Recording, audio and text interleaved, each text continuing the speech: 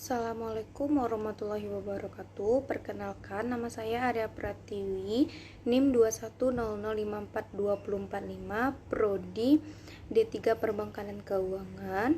Saya akan membuat tugas praktik kelima Bahasa Indonesia. Baiklah, saya akan memperjelaskan presentasi berjudul Suku Bunga. Suku bunga adalah balas jasa yang diberikan oleh bank yang berdasarkan prinsip konvensional kepada nasabah yang membeli atau menjual produknya. Harga yang harus dibayar kepada nasabah atau yang memiliki simpanan dengan yang harus dibayar oleh nasabah kepada bank atau nasabah yang memperoleh pinjaman. Ada jenis-jenis bunga bank, yaitu bunga simpanan, bunga yang diberikan sebagai rangsangan atau balas jasa bagi nasabah yang menyimpan uang di bank. Bunga simpanan merupakan harga yang harus dibayarkan bank kepada nasabahnya. Contohnya jasa giro, bunga tabungan, dan bunga deposito. Kedua, bunga pinjaman. Bunga yang diberikan kepada pinjaman harus harga yang harus dibayar oleh nasabah. Contohnya yaitu bunga kredit. Selanjutnya yaitu mengenai faktor-faktor yang mempengaruhi suku bunga. Ada dua, yaitu yang pertama, kebutuhan dana. Apabila bank kekurangan dana, sementara permohonan pinjaman meningkat, maka yang dilakukan oleh bank agar dana tersebut cepat terpenuhi dengan meningkatkan suku bunga pinjaman. Peningkatan buku bunga simpanan secara otomatis akan pula meningkatkan bunga pinjaman, begitu juga sebaliknya. Yang kedua, persaingan. Dalam memperebutkan dana simpanan, maka di samping faktor promosi, yang paling utama pihak perbankan harus memperhatikan persaingan. Yang ketiga yaitu kebijaksanaan pemerintahan atau bunga pinjaman dan simpanan tidak boleh melebihi bunga yang sudah ditetapkan oleh pemerintah. Yang keempat, target laba yang diinginkan, yaitu sesuai dengan target laba yang diinginkan. Jika laba yang diinginkan besar, maka bunga pun ikut besar dan sebaliknya. Kelima, jangka waktu. Semakin panjang jangka waktu pinjaman, maka semakin tinggi bunganya. Hal ini disebabkan besarnya kemungkinan risiko di masa mendatang.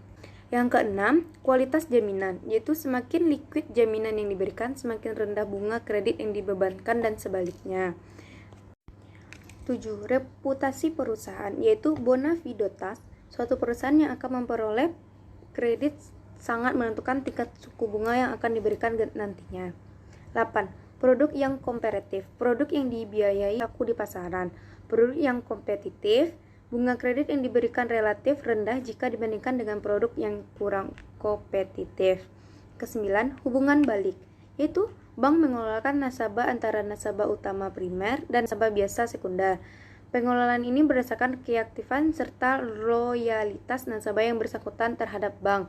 Yang ke-10, jaminan pihak ketiga, yaitu perusahaan yang memberikan jaminan kepada penerima kredit. Selanjutnya itu tentang komponen-komponen dalam menentukan bunga kredit. 1. Total biaya dana atau cost of fund merupakan total bunga yang dikeluarkan oleh bank untuk memperoleh dana simpanan baik dalam bentuk simpanan giro maupun simpanan deposito. Yang kedua, biaya operasi, yaitu penggunaan sarana dan prasarana memerlukan sejumlah biaya yang harus ditanggung bank sebagai biaya operasi. Yang ketiga, cadangan risiko kredit macet atau cadangan terhadap macetnya kredit yang akan diberikan. Ini disebabkan oleh kredit mengandung risiko yang tak berbayar. Selanjutnya, laba yang diinginkan, yaitu dalam menginginkan laba, bank harus mempertimbangkan kondisi persaingan dan kondisi nasabah. Yang kelima, pajak merupakan kewajiban yang dibebankan pemerintah kepada bank yang diberikan fasilitas kredit kepada nasabahnya. Selanjutnya yaitu tentang jenis-jenis pembebanan suku bunga kredit. 1. Metode sliding rate atau pembebanan bunga setiap bulan dihitung dari sisa pinjamannya, sehingga jumlah bunga yang dibayarkan nasabah setiap bulan menurun seiring dengan turunnya pokok pinjaman. Akan tetapi, pembayaran pokok pinjaman setiap bulan sama. Cicilan nasabah atau pokok pinjaman ditambah bunga, otomatis dari bulan ke bulan semakin menurun. Jenis sliding rate ini biasanya diberikan kepada sektor produktif dengan maksud si nasabah mereka tidak terbebani terhadap pinjamannya. Yang kedua, metode flat rate. Pembebanan bunga setiap bulan tetap dari jumlah. Demikian pula pokok pinjaman setiap bulan juga dibayar sama sehingga cicilan setiap bulan sama sampai kredit berakhir. Ketiga, yaitu metode floating rate.